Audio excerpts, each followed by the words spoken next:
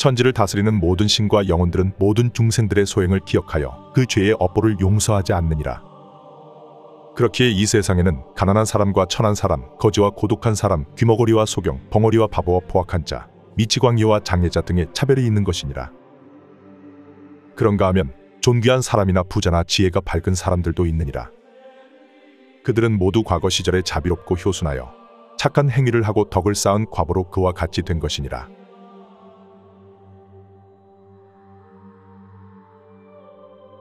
이 세상에는 죽었다 살아난 사람들이 있다. 이것은 단지 하마터면 죽을 뻔한 순간을 경험했던 사람들을 가리키는 게 아니다. 심장박동이 멎고 뇌에 산소가 장시간 공급되지 않아서 실제로 사망이 확정된 상황이었는데 기적적으로 다시 살아난 사람들을 가리키는 것이다. 그리고 이런 죽었다 살아난 사람들은 몸은 분명 죽은 상태였지만 의식만큼은 활발하게 살아있는 상태였기 때문에 이런저런 영적이고 신비로운 경험을 하게 된다고 한다. 이런 현상은 임사체험이란 용어로 불리고 있다. 현대에 들어 수많은 임사체험자들이 적극적으로 자신의 경험을 세상 사람들에게 나누고 있다. 임사체험자들을 통해 사람들은 이 물질의 세계 너머에 있는 영혼의 세계에 대한 이야기를 생생하게 전해 듣는다. 영혼의 세계에 대한 경험담은 그야말로 사람들에게 엄청난 영감을 준다. 임사체험자들은 일련의 공통적인 경험을 하게 된다고 한다. 자기가 사망했다는 소식을 자기가 직접 듣는다거나, 영혼 상태에서 자신의 육체를 내려다보고 있는다거나, 저 끝이 눈부시게 빛나는 어두운 터널을 빠르게 지나간다거나 하는 경험들 말이다. 그리고 임사체험자들의 그런 공통 경험 중에는 라이프 리뷰, 즉 인생회고라는 경험도 있다. 이 인생회고의 경험이란 말 그대로 영혼 상태에서 자신이 살아온 인생을 처음부터 끝까지 되돌려보는 경험이다. 무수한 임사체험자들을 인터뷰해온 임사체험 전문가인 페니 사토리 박사의 설명에 따르면 인생회고의 경험은 다음과 같이 이루어진다고 한다. 임사체험자들은 인생회고 과정에서 자신이 과거에 했던 선하고 악한 행동들의 결과를 보게 된다. 그리고 그때서야 비로소 자신의 행동이 타인에게 어떤 영향을 미쳤는지 깨닫게 된다. 제3자의 관점에서 자신의 삶을 되돌아보면서 그들은 자신의 행동을 심하게 자책하기도 한다. 예를 들어 타인에게 경솔하게 말을 내뱉었던 장면을 보면서 심한 괴로움을 느끼는 것이다. 혹은 자신의 어떤 행동이 타인에게 도움이 되었다는 사실을 제3자의 관점에서 알게 되어 큰 기쁨을 느끼기도 한다. 인생회고는 한편의 영화를 매우 빠른 속도로 돌려보는 것을 연상시킨다. 그 영화의 주인공은 바로 나 자신이다. 인생회고의 과정이란 하나의 영혼으로 하여금 분명한 교훈과 배움을 얻게 하려는 장치인 듯하다.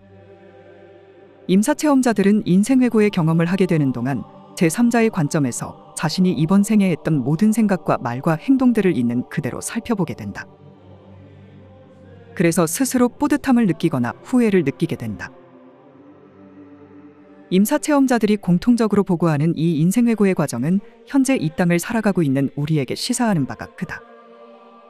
즉, 우리가 하고 있는 모든 생각과 모든 말과 모든 행동들이 고스란히 어딘가에 녹화되고 있다는 것이다. 그리고 우리가 하고 있는 모든 생각과 모든 말과 모든 행동들이 다른 사람들과의 관계망 안에서 구체적으로 어떤 영향을 끼치는지까지도 낱낱이 녹화되고 있다는 것이다. 이 사실은 우리의 정신을 바짝 깨우는 듯하다. 예를 들어 내가 방 안에 혼자 있는 상황을 가정해보자. 방 안을 둘러보면 의식이 있는 존재란 나 하나뿐인 것처럼 보인다. 그러나 이것은 전혀 진실이 아닌 것이다. 오히려 나를 둘러싼 공간 전체가 빠짐없이 의식이고, 나를 둘러싼 허공 전체가 빠짐없이 의식이고, 나를 둘러싼 존재 전체가 빠짐없이 의식이고, 나를 둘러싼 우주 전체가 빠짐없이 의식이라고 봐야 할 것이다. 그렇기 때문에 내가 이번 생에 하는 모든 행위들이 CCTV에 찍히듯이 남김없이 기록될 수 있는 것 아니겠는가? 아니면 단순히 말해 나의 마음과 나의 의식 자체를 CCTV라고 말해도 좋을 것이다. 불교의 교주 석가모니 부처님은 우리의 모든 행위들이 허공 전체에 낱낱이 기록되고 있다는 것을 명명백백하게 가르쳤다. 그리고 그 행위가 선한지 악한지에 따라서 그 행위로 인간이 거두게 될 결과 또한 선하거나 악할 것이라고 명명백백하게 가르쳤다. 석가모니 부처님은 천지신명, 즉 천지를 다스리는 모든 신과 영혼들의 존재를 반복적으로 언급하기도 했다. 그들이 우리가 하는 모든 생각과 말과 행동들을 빠짐없이 지켜보고 빠짐없이 기억하고 빠짐없이 기록한다고 가르쳤다. 따라서 남에게 괴로움을 주는 악한 행위에 대해서는 스스로 언제나 바짝 경계하며 살아야 함을 사람들에게 당부했다. 석가모니 부처님은 악한 행위가 쌓이고 쌓이다 보면 분명 지옥 불가마 신세를 면치 못할 것이라고 엄중한 경고를 하기도 했다. 과학적 세계관을 깊이 받아들인 현대인들은 이 얘기를 어떻게 받아들일지 모르겠다. 현대인들은 천지신명이 존재한다는 얘기, 즉 천지를 다스리는 모든 신과 영혼들이 존재한다는 얘기를 듣고는 에이, 그런 게 어디 있어, 눈에 보이지도 않는구만 하면서 가볍게 흘려 들을지도 모르겠다. 그러나 우리는 임사체험자들이 공통적으로 보고하는 인생회고의 경험을 상기할 필요가 있다. 정말로 누군가가 우리의 행위들을 빠짐없이 기억하고 있지 않고 누군가가 우리의 행위들을 빠짐없이 기록하고 있지 않고서야 인생회고 과정에서 내 인생의 모든 순간순간들이 낱낱이 재생되는 일이 어떻게 가능하겠는가. 곧이어 소개될 석가모니 부처님의 가르침은 끝없는 수명에 관한 가르침이란 뜻을 지닌 무량수경에 기록되어 있는 가르침이다. 모든 사람들을 위한 이 주옥 같은 내용을 부디 주의 깊게 들어주었으면 한다. 천지를 다스리는 모든 신과 영혼들은 그 사람의 죄를 기억하고 인과의 명부에 빠짐없이 기록하여 그가 장차 태어나게 될 환경을 분별하느니라. 그래서 악한 사람의 영혼은 수명이 다하면 지옥 악귀 축생의 악한 세계에 떨어지느니라. 자신이 지어놓은 그 업의 힘 때문에 그들은 자연히 지옥계 악귀의 축생계로 떨어지게 되고 거기서 극심한 고통을 받게 되느니라. 그러한 세 가지 악한 세계에서 몇 천만 겁 동안 굴러다니기를 거듭하여도 그들은 나올 기약이 없고 풀려날 길이 없으니 그 고통은 이루 말할 수 없느니라. 이러한 모든 악은 천지를 다스리는 모든 신과 영혼들이 기억하는 것이니라. 전생에 어느 정도 복덕을 쌓은 덕분에 그 작은 선으로서 이번 생을 겨우 부지하고 보호하는 사람이라도 이번 생에 악을 범하여 그 복덕을 다 소모해버리면 모든 선신들, 즉 착한 신들은 그를 떠나고 마느니라. 그리하여 몸은 홀로 고단하여 의지할 곳이 없게 되느니라. 그렇게 수명이 다하면 자신이 지은 악업만이 자기에게 돌아와 그것에게 저절로 쫓기게 되어 세 가지 악한 세계인 지옥계 악육의 축생계로 떨어지지 않을 수가 없느니라. 모든 죄의 가르마는 천지를 다스리는 모든 신과 영혼들이 다 기억하고 있는 것이니 그 죄와 허물의 사슬에 끌려가면 마땅히 악한 세계에 떨어지지 않을 수가 없느니라. 이것은 인과 자연의 엄연한 도리로서 벗어날 방법은 아예 없느니라.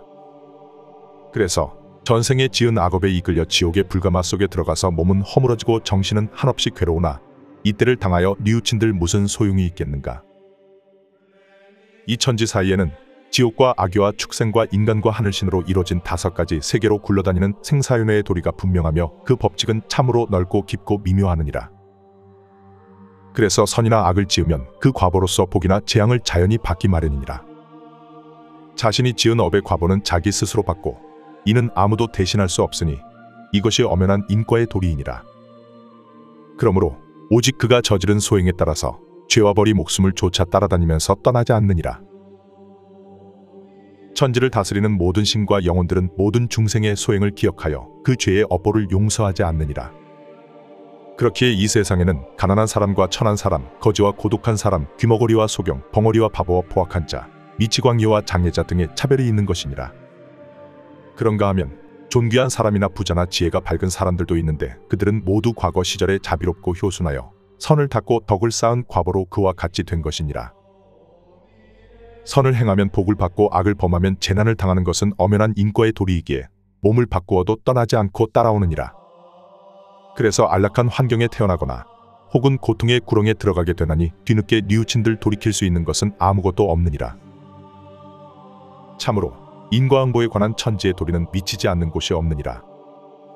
그래서 자연히 사람이 지은 소행들은 온 우주에 낱낱이 드러나게 되고 엄연한 인과의 법칙은 상하귀천의 차별 없이 그가 지은 업에 따라서 작용하게 되느니라.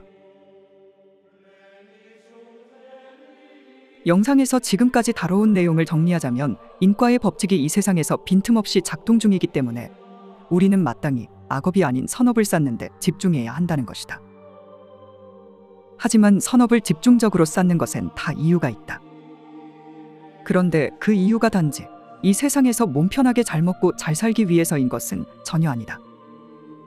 석가모니 부처님이 사람들에게 선업만을 풍족하게 쌓으라고 말했던 이유는 다음과 같다.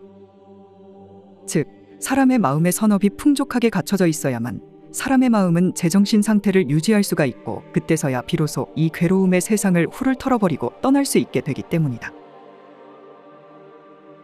이것은 당연한 얘기다. 마음이 이런저런 악업의 과부에 시달리면서 온갖 괴로움에 휘둘리고 있을 때는 이 세상의 맨얼굴이 어떠한지 도저히 살펴볼 수가 없다. 그럴 경황이 전혀 없는 것이다. 석가모니 부처님은 오직 우리의 마음에 이 세상을 떠날 수 있는 정신적인 기본 바탕을 갖추게 하기 위해서 인과의 도리를 강조한 것이고 선업 쌓기를 강조했던 것이다. 예를 들어 다음과 같은 구절로서 말이다. 그러니 그대들은 이제 한결 절실하게 생로병사의 괴로움을 싫어하는 마음을 자아내야 하느니라. 이 세상에는 언제나 죄악이 넘치고 부정하여 진정한 즐거움은 없는 것이니 모름지기 몸을 단정히 하고 마음을 바르게 하여 더욱 많은 선행을 닦도록 하여라. 불교의 교주 석가모니 부처님은 이 물질 세상을 괴로움의 바다라고 일컬었다. 그래서 우리의 마음은 마땅히 이 괴로움의 바다에서 반드시 벗어나야만 한다고 가르쳤다. 괴로움의 바다를 벗어나 열반의 언덕에 이르게 되었을 때 우리의 마음은 비로소 영원하고 변함없는 행복을 온전히 누릴 수 있게 된다는 것이다. 다른 사람들을 괴로움에서 건져내는 자비의 행위란 적어도 나 자신의 마음이 이 괴로움의 바다에서 벗어나고 있는 여정 위에 있을 때라야 가능한 것임을 기억해야 한다. 일단 내가 먼저 물 밖으로 나와야만, 혹은 적어도 내가 먼저 물 밖의 땅을 손으로 붙들고 있어야만 물 한가운데서 여전히 허우적거리는 다른 사람들을 위해 손을 건네주든 밧줄이나 튜브를 던져주든 도와줄 수 있는 입장이 되기 때문이다. 아무튼 선인성과 악인학과라고 했다. 착한 씨앗을 심으면 착한 열매를 거두고 나쁜 씨앗을 심으면 나쁜 열매를 거두게 된다는 뜻이다. 선업을 풍족하고 탄탄하게 쌓음으로써 우리 모두의 마음이 이 세상으로부터 진정 자유롭게 되는 경지에 이르기를 바라면서 이번 영상을 마치도록 하겠다.